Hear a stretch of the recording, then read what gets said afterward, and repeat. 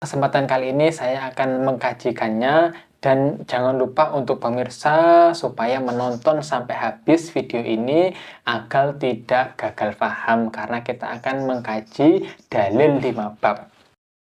أعوذ بالله من الشيطان الرجيم Bismillahirrahmanirrahim. Assalamualaikum warahmatullahi wabarakatuh. Alhamdulillahirabbil alamin. Alhamdulillahi hadana li hadza wa ma kunna linahtadiya laula an hadanallah. Laqad ja'at rusulu rabbina bil haqq wa nuzu anzalkumul jannatu uristumuha bima kuntum ta'malun.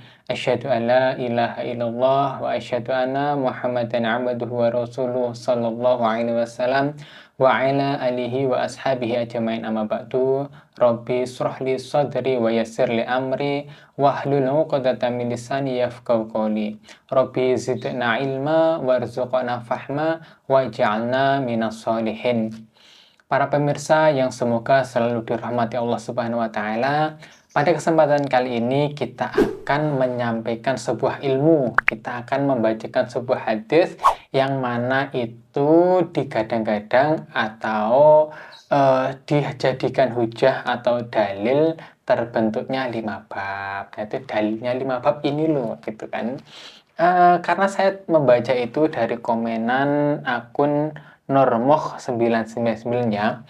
Saya bacakan dalil 5 bab wa ana amurukum bi khamsin. Allahu amaroni bihinna al-jama'atu wa sam'u wa ta'atu wal hijratu wal jihadu fisabilillah. Hadis rawahu Ahmad garing Hasan.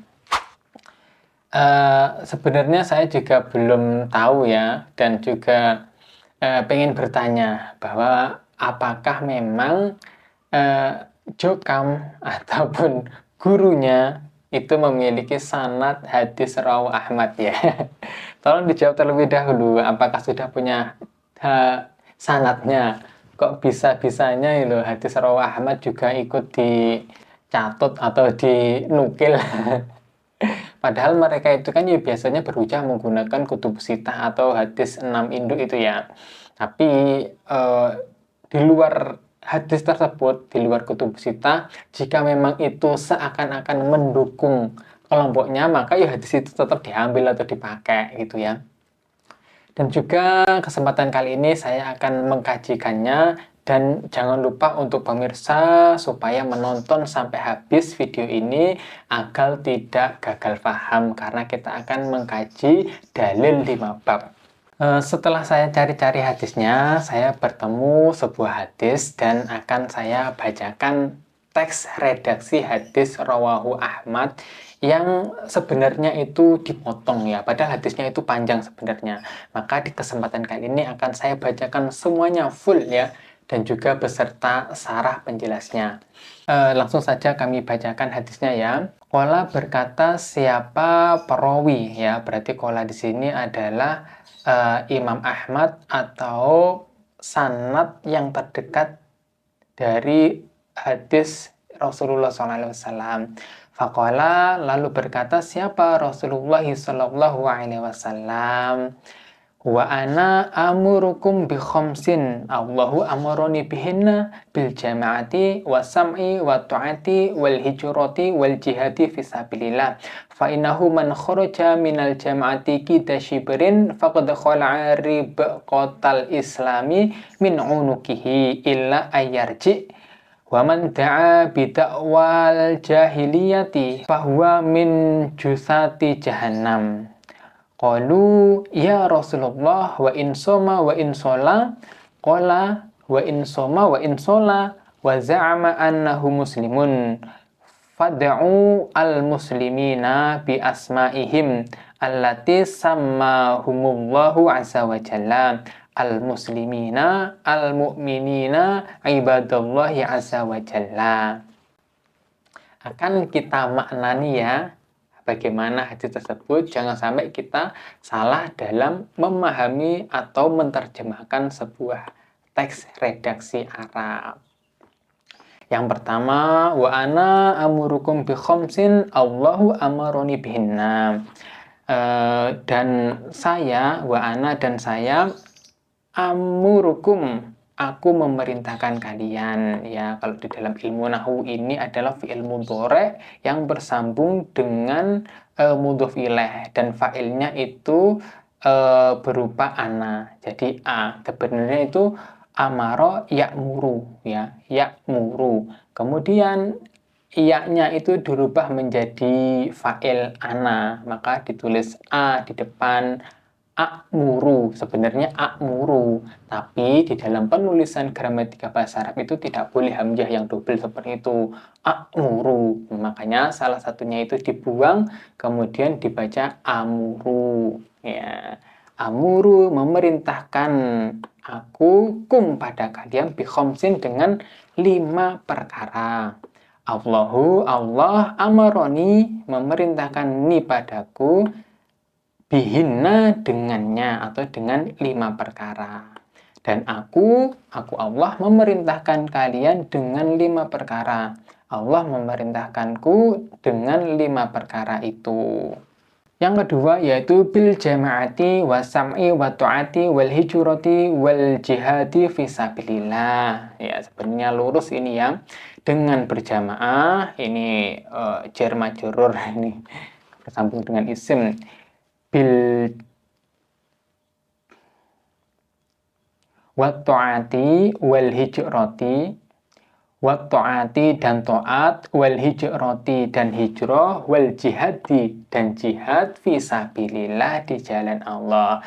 Yaitu Allah itu memerintahkan 5, dan ini juga mungkin bisa dijadikan badal dari 5 tadi ya, yaitu yang pertama berjamaah, mendengar dan taat, hijrah dan jihad di jalan Allah. Yang ketiga, fa innahu man kharaja minal jama'ati qida shibrin faqad khala'a ribaqatal islami min unukihi illa yarji. Fa innahu, lalu sesungguhnya ia, man barang siapa, kharaja yang keluar siapa man, minal jama'ati dari jamaah, qida shibrin sejengkal, faqad khala'a maka sungguh ia melepas. Fa-nya di sini adalah fa jawab dari man, ya, jawab syarat dari man. Riba kotal islami, ya, ikatan Islam, ya, ikatan Islam, min unukihi dari lehernya, illa kecuali ayarji, ia kembali. Barang siapa keluar dari jamaah sejengkal saja, maka sungguh ia telah melepas ikatan Islam dari lehernya, kecuali jika ia kembali. Bagian yang keempat yaitu waman da'a bida'watil jahiliyati fahuwa min jusati jahannam. Ya. Waman dan barang siapa da'a menyeru siapa man bida'wa dengan seruan al jahiliyati, ya, bida'wal jahiliyati ini mudah-mudah pilih berarti. Bidakwal jahiliyati dengan seruan jahiliyah, fahuwa maka adapun dia, maka ia min jusati jahannam termasuk golongan penghuni neraka jahanam. Dan siapa yang menyeru dengan seruan jahiliyah, maka ia termasuk golongan penghuni neraka jahanam. Bagian kelima yaitu qalu, ya, berkata atau bertanya mereka para sahabat, ya Rasulullah, ya wahai utusannya Allah, wa in soma wa in shola, ya, dan jika ia berpuasa dan jika ia sholat, ya, mereka berkata, itu mereka para sahabat, wahai Rasulullah, apakah demikian meskipun ia berpuasa dan juga sholat? Qala, menjawab siapa Nabi, wa in soma, meskipun ia berpuasa, wa in shola, meskipun ia sholat, wa za'ama, dan ia mengira atau mengeklaim, ya, annahu, bahwasannya ia, sesungguhnya ia, muslimun, seorang muslim. Beliau bersabda, ya, berlaku demikian, ya, meskipun ia itu berpuasa, sholat, dan mengaku dirinya seorang muslim. Fada'u, maka serulah, ya, serulah al-muslimina, orang-orang muslim, bi asmaihim, ya, dengan nama-nama mereka, allati yang samahum, yaitu menamai mereka, yaitu hum pada mereka, samahum menamai hum pada mereka, siapa? Allahu Allah azza wa jalla, maha perkasa lagi maha agung, al muslimina orang muslim, atau sebut mereka itu muslim, al mukminina orang-orang mukmin atau orang beriman, ibadallah hamba-hambanya Allah azza wa jalla yang maha perkasa lagi maha agung. Maka panggillah orang-orang muslim dengan nama-nama yang Allah azza wa jalla telah menamai mereka, ya, yang muslim, ya julukan muslim, mukminin, hamba-hamba Allah azza wa jalla. Jangan dipanggil dengan panggilan yang lain. Nah, demikian tadi itu adalah praktek saya itu untuk membaca kitab, ya, praktek membaca kitab, praktek memaknai dan juga muroti sesuai dengan teks, ya, belum kita tambah-tambahi, ya, kita masih tekstual saja, kita masih lurus, ya, mengikuti penulisannya, jadi tidak dikurangi ataupun ditambahi. Dan jika itu bisa dipahami, alhamdulillah, ya. Akan tetapi jika masih memang belum bisa dipahami, maka kita harus mencari syarah atau penjelasan dari para ulama. Karena hadis tersebut, hadis yang diriwayatkan oleh Imam Ahmad itu ditulis oleh Imam Ahmad, kan, dan juga Imam Ahmad adalah ulama. Pastinya juga muridnya atau ulama-ulama yang lain yang membaca teks redaksi hadis tersebut adalah orang yang paling kenal atau orang yang paling paham tentang apa yang disampaikan atau yang dimaksudkan oleh Imam Ahmad bin Hanbal. Jadi orang yang paling tahu maksud dari gurunya itu adalah ya muridnya.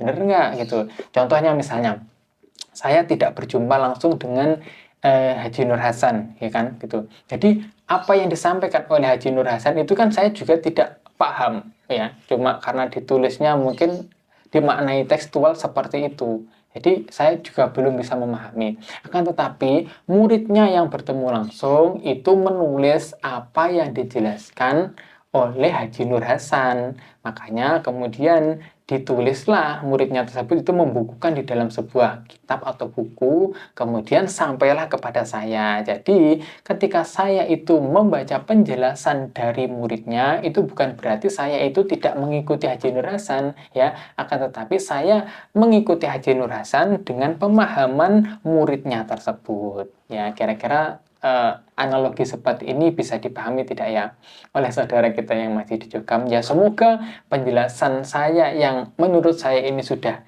gamblang, semoga mudah dan bisa dipahami oleh saudara-saudara kita yang masih berada di Jokam ataupun oleh kaum muslimin yang lain yang menonton video kami. Dan akan kami bacakan, ya, syarah dari penjelasan dari hadis yang sudah kita maknai dan muroti tadi, dan tidak keseluruhan, ya. Jadi poin-poin mana yang mungkin itu nanti terasa iskal, ya, terasa itu janggal, maka kita carikan redaksinya. Dan kita pun juga sudah mengelompokkan atau membagi menjadi 5 penjelasan, ya, 5 poin lah intinya. Nanti menjadi 5 poin, ya. Jangan lupa tetap ditonton sampai full agar tidak gagal paham dalam memaknai atau memahami hadis tersebut. Yaitu penjelasan atau syarah yang pertama, yaitu tentang aku diperintah dengan 5 perkara.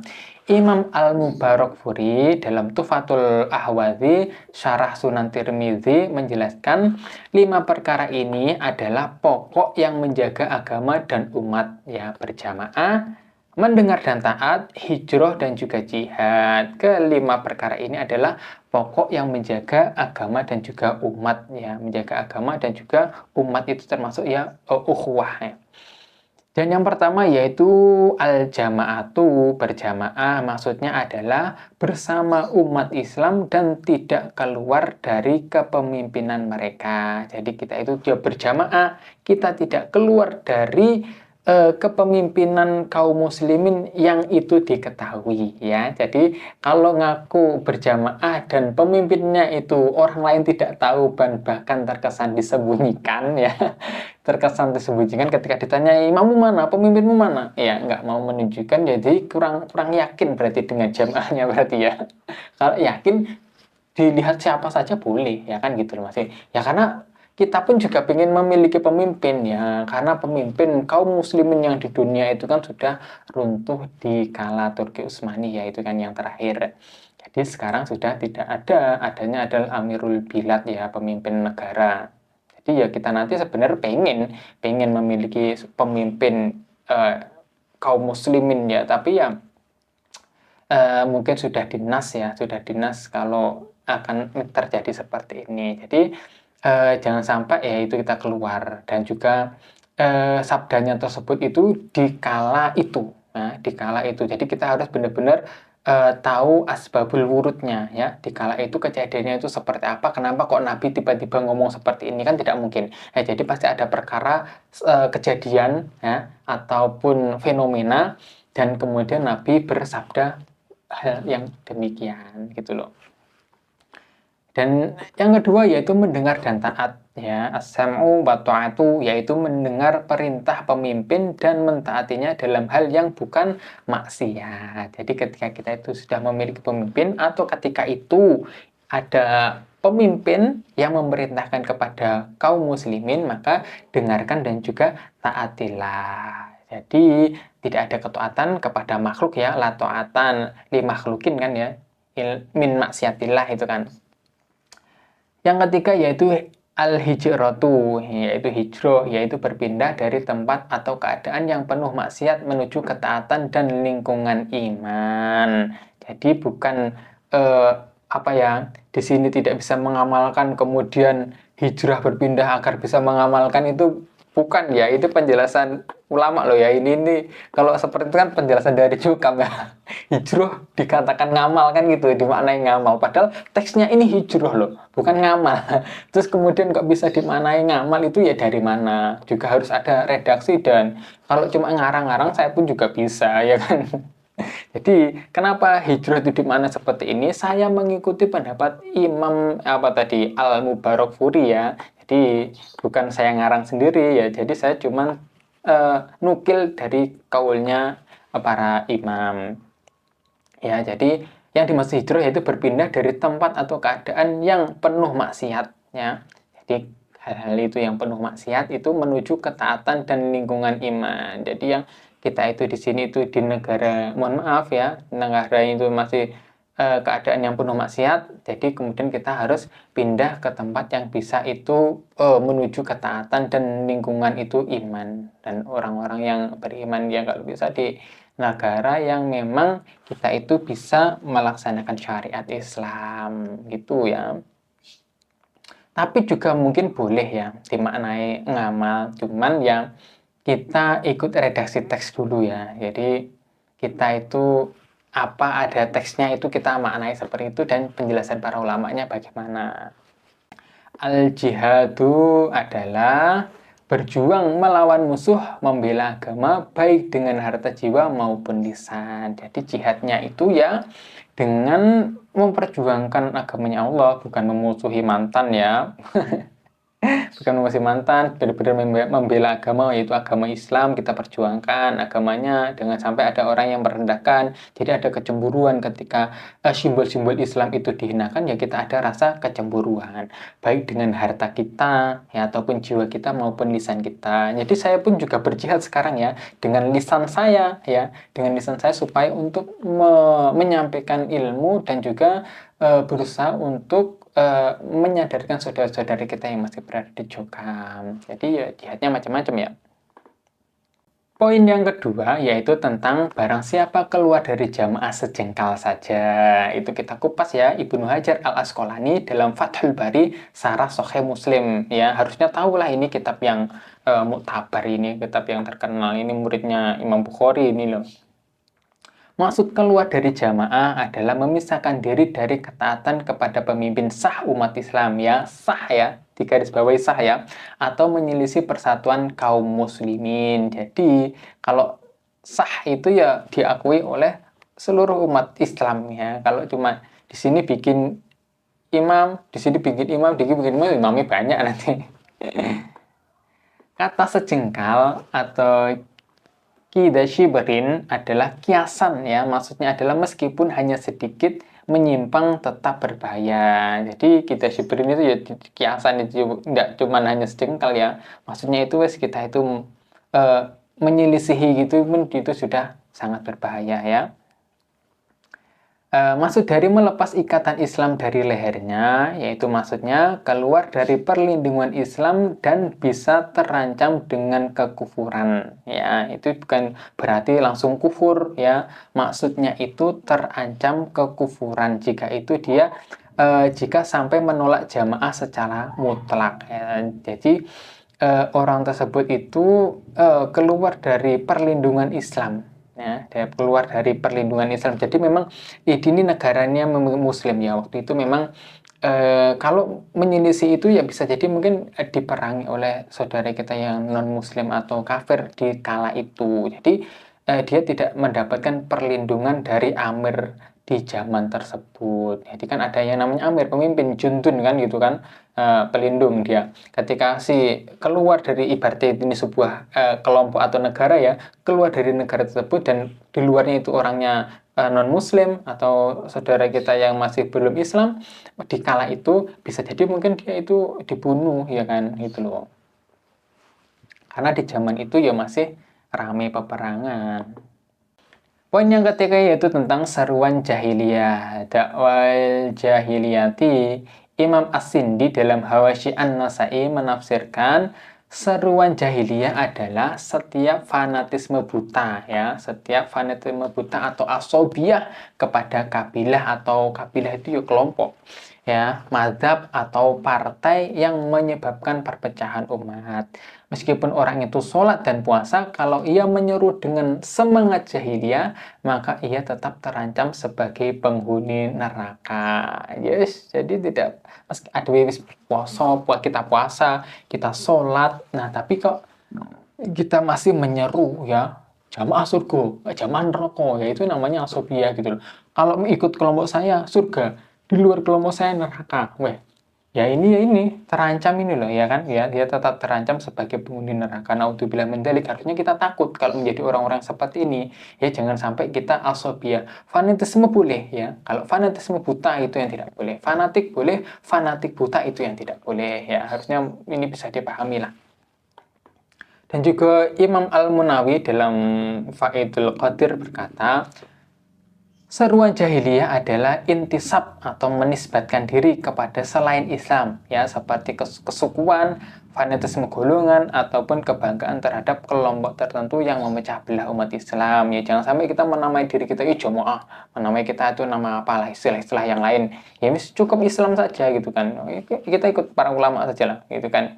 Akhirnya menjadikan fanatisme golongan atau kelompok, merasa dirinya ini yang paling surga, paling benar, dan tentu nanti akan menimbulkan perpecahan umat. Poin yang keempat tentang jawaban Nabi meskipun ia sholat dan juga puasa ya, wa in soma wa in sholat.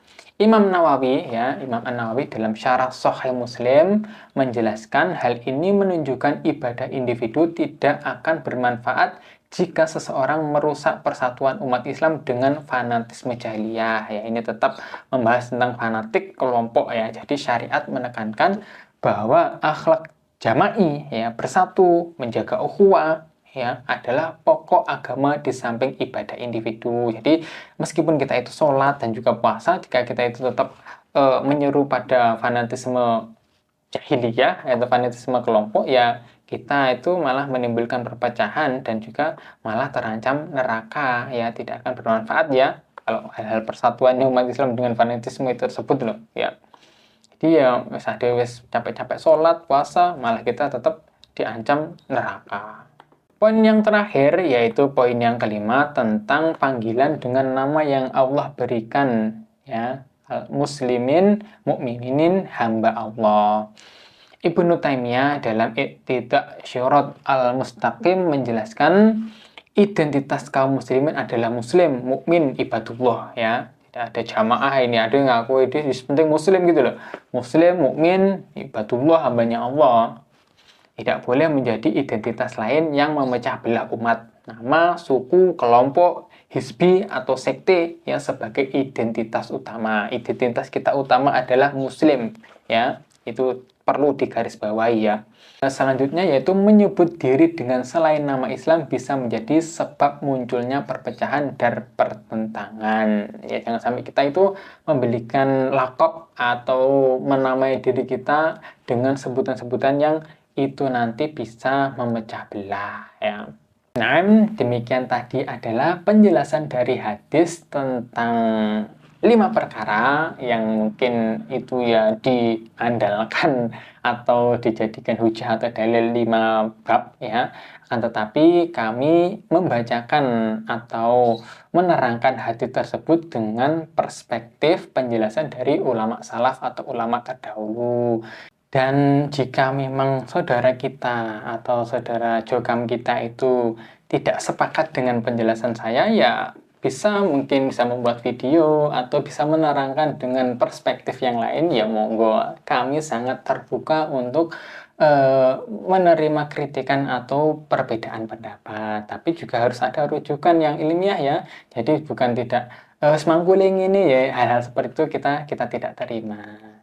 Jadi, mungkin buat saudara-saudara yang lain, jika pengen mengkritisi atau pengen bertanya, ataupun memang tidak sepakat, ya, tidak masalah, bisa komentar di kolom komentar.